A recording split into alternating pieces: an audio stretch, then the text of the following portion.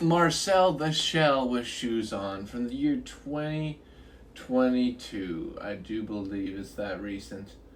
No, it's 2021. I was a little bit off. My bad. But that's why we have the Rotten Tomatoes right here to give us little tidbits like that. Um, for people that don't know, it's based off of a short film from YouTube that I remember seeing. A little cute stop animation character called Marcel the Shell says things like, I hang glided on a Kleenex, or you know what I use for skis, a man's toenails, stuff like that. Um, in a cute little voice. And we'll talk about the voice a little more, voiced by Jenny Slate, who I knew her best as John Ralphio's sister, but she's in other stuff now, of course. Um, but she's really good. She's a great actor. And yeah, Marcel the Shell with Shoes On gets 98% critic score, which is huge. And this is one of the few times that I might actually kind of agree that that's actually fair because this movie is incredible. I really loved it more than I've liked a lot of, even some of the movies I love. I like this even more than Freedom Writers, even more than Speed with Keanu Reeves, I think. I really liked this movie. Like, it was super heartwarming and charming and just delightful all the way through. Makes you cry. It says sort of philosophical things about life while still remaining sort of cute and calm. And it's just a beautiful movie, I thought. So the critics' consensus is poignant, profound, and utterly heartwarming. Marcel the Shell with Shoes On is animated entertainment with real heart. And I would agree with that. Audience says, beautiful inside and out, Marcel the Shell with Shoes On proves even the smallest, strangest characters can give you big feels. I agree with that too. Both really high ratings, and you kind of get why, because it's like I keep saying, I'm going to keep saying it until the review's over. This movie is fucking slaps, it's great. 90% audience score, 98% critic score. Not so bad. You what? What's going on? DJ Isis, what's up? Let's give you a shout out. How are you doing? What's up, my homie? Oh, I just shout out with no name. I need to shout out your name. Duh.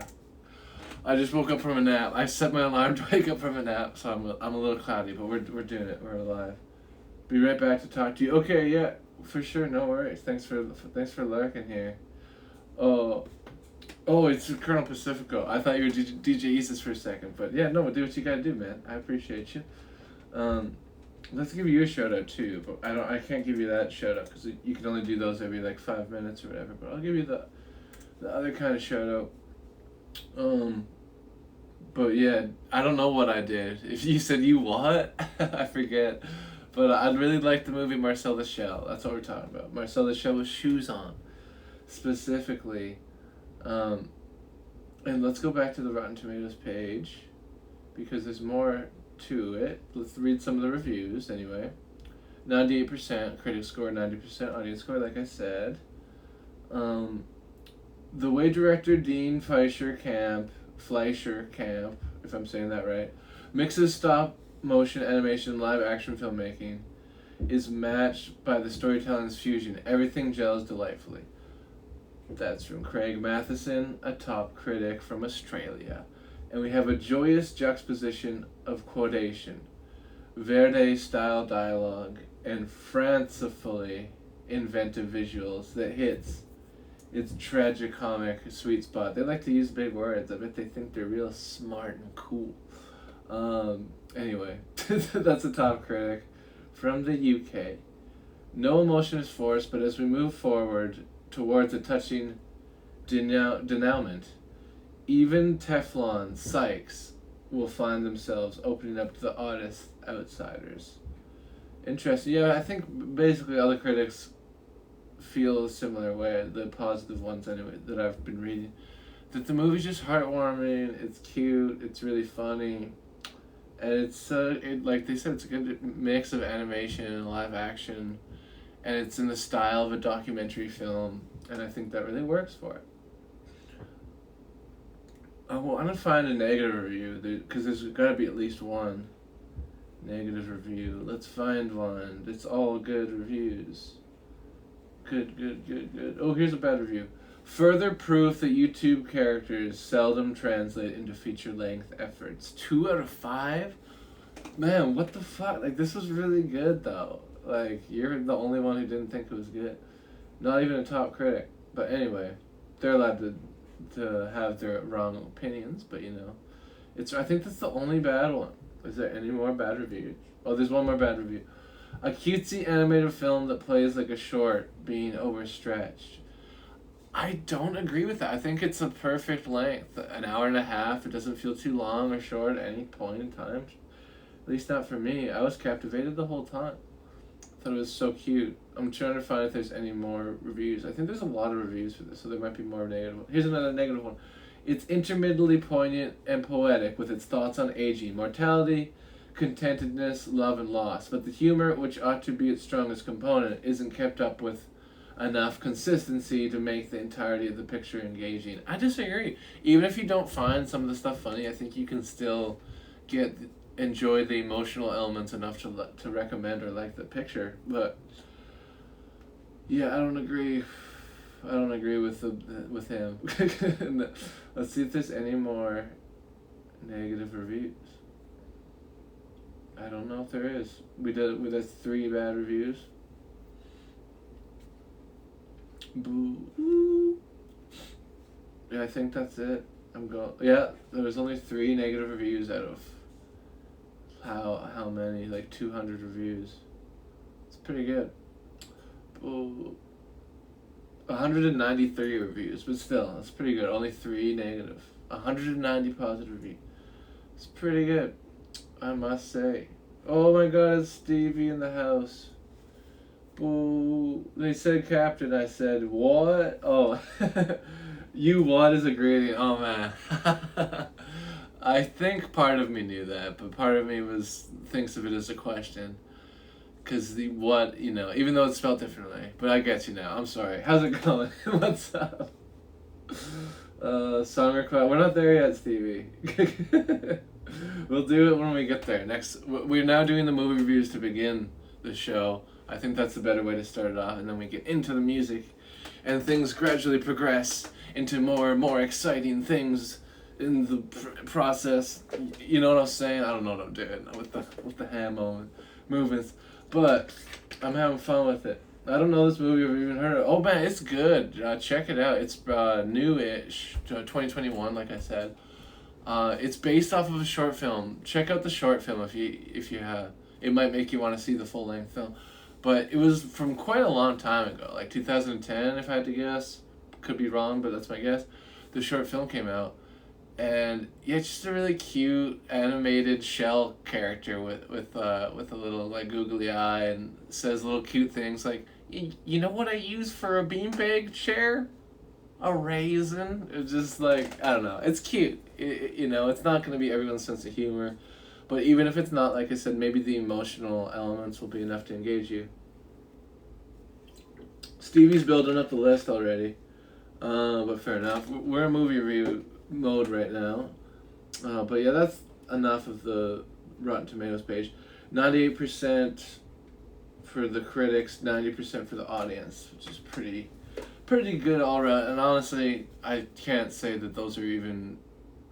Nothing is wrong when you just have opinions, but still, I think those are closer to how I feel. So usually, I don't agree with the Rotten Tomatoes scores, but let's look at the IMDb page.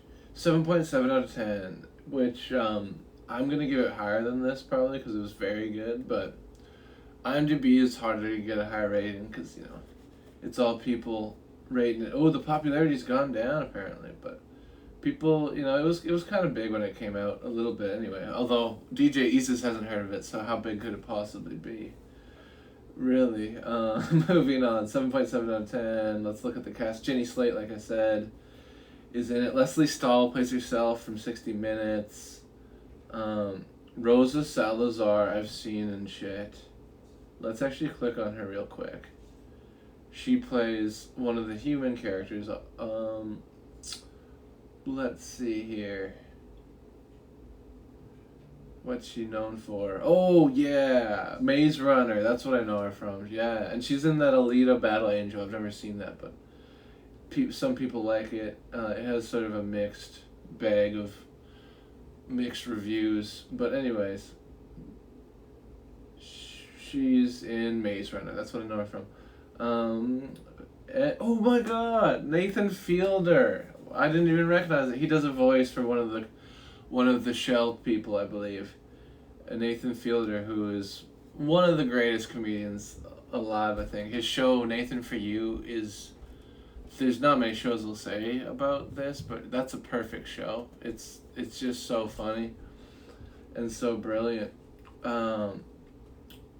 Great dry humor, but I did not recognize him. That's cool. Nathan Fielder's voice is in the film too. So moving on. So I'll just read the storyline that IMDb says, just to give people more of an idea. I've sort of explained it, but Marcel is an adorable 1-inch tall shell who ekes out a colorful existence with his grandmother Connie and their pet lint Alan.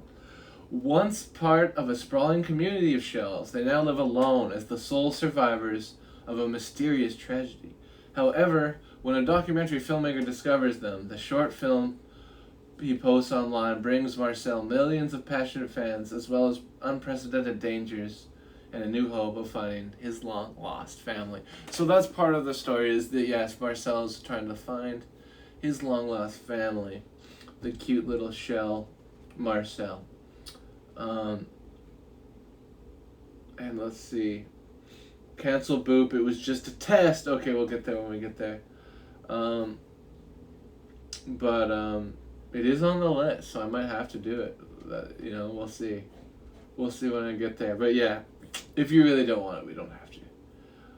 Ooh, Marcel the Shell. What shoes on? IMDb. Let's keep looking at the IMDb. The storyline we read. Let's look at the box office. It's not saying a budget. I don't think this did well. Oh, I think this was maybe when everything was going to streaming because of COVID, so maybe that's why. But it says it only grossed like $6 million. I'm not sure what the budget was, but maybe it made back money over time. I'm not sure. But that being said, I think that's enough for the IMDb page. 7.7 out of 10 is what it gets on there. But now, I got some notes, so let's read. I don't have that many because, like I said, this is pretty good. I didn't have much to say about it, but other than it's really good. But yeah, right at the beginning, wild tone. I just don't know what they meant by that, but it's a mild thing that it doesn't really matter. I was just sometimes in a movie or a show or a book or whatever, you'll read something or see something, in this case, watch and hear something that you just don't know what it means. And they say wild tone at one point, and I just didn't know what that meant. But moving on, this is something that I did like about it. It was just a kind of funny bit where Marcel is trying to say Wayne Gretzky, but he can't say it. So he says whale jet ski. He says a bunch of other things, but whale jet ski is my favorite instead of Wayne Gretzky. I thought that was funny. But your soda can is almost empty is another just a little funny line Marcel says about the laptop when it gives the notification that they're low on battery, and it has the battery with just a little bit of juice in it, and they're like, your soda can is almost empty, because it kind of looks like a soda can. I thought that was funny. Marcel doesn't say goodbye to everyone. So Dean, the documentary filmmaker in this movie, asked Marcel, who would you like to say goodbye to? Because there was a tragedy, and Marcel and Connie, his grandma, they were separated from all the rest of the family, all these other shells. And Marcel says, I would have liked to say goodbye to some of these people. But he doesn't say goodbye to all of them, and not his parents. I guess the point is that they already mentioned the parents, so he was saying goodbye to like the neighbors and stuff, but I still think they all deserved a goodbye. Anyway, that's a minor note though. Moving on. Wouldn't the bread get moldy and or stale? So this is definitely a nitpick, but Marcel sleeps in a bread bed, kind of like my song Bread Bed. Quick little plug for my music there, Dr. Booty Quiver, check it out. Um, Although I don't think I have that song recorded yet. We're working on getting it out actually. Anyway, that's off topic. But my point is that Marcel sleeps on a bread bed, and the bread bed would get stale or something. Maybe they replace the bread, but they don't show that. So that's just a minor thing. Is that the bread would get gross, it would get stale and or moldy. But that's that's sort of a minor note, and you could argue that I'm sort of making points that don't really matter in this world, but it's something that I thought about. It's like, wouldn't the bread get gross? My next note is paper balloons are dangerous. So I do like how they use things in this world. Like they'll use everyday household objects as something else. Like they'll use a raisin as a beanbag or a tennis ball as a car or whatever. And I like that about this movie. But one of the things Marcel does is they put a candle and they light the candle and then they have a coffee filter. It's like one of those paper balloons. This is a real thing. And then the heat from the candle makes the balloon rise. And these things are dangerous because they can set on fire and stuff. So that's all my note is. I'm just a party pooper with my notes today. It's like, oh, well, the bread would get gross. Oh, well, you know that the paper balloons aren't safe. You know, I'm just being kind of a bitch. But it's true. They're dangerous. But it's a movie, so it's fine. But I thought it was noteworthy. Also because I don't have that many notes. Because this movie's so good. There's not much for me to write about. But my next note is, did they leave Nan in the colander? So there's a point where Marcel and Dean, the filmmaker, are going to go up on a hilltop and try to find... They're going to go try and find Marcel's family by going up real high and looking. So they leave Nan in a colander for a little bit. I don't know if they actually left her in there, but they want her to be safe. And it's just not, that's just one of the little bits of editing. Some of it works, they do little abrupt edits, but in this one I was like, well, what happens? Did they just leave her like that, or what? And then we come back and we see that the whole damn system is in shambles, and I won't spoil anything. Pretend I didn't say anything. In case anyone wants to watch this movie. Oh my goodness, we got a follow. Thank you. I'm not going to try to say that name. Maybe just Boobop I'll call you. But thank you so much, Boobop. I appreciate you. Thank you for the follow. Hope you're doing well on this fine Tuesday. Taco Tuesday for some. Anyways, moving on with the notes. Okay, this is something I thought was kind of funny. Nan has an accent. It's sort of like a British accent, I think. And they explain her accent because she's from the garage, so she has a garage accent. I guess that's a British accent. I thought that was funny. My next note, this is something that doesn't matter. I just thought it was kind of interesting to talk about. Marcel is not a girl, but is voiced by one, and they even make a point of this in the movie, which I thought was cool. That people, because when the video gets posted on YouTube, because that's a part of how this actual short film came to be, but also in this movie they put videos of Marcel on YouTube, and then everyone's like, oh my god, Marcel's so cute or whatever.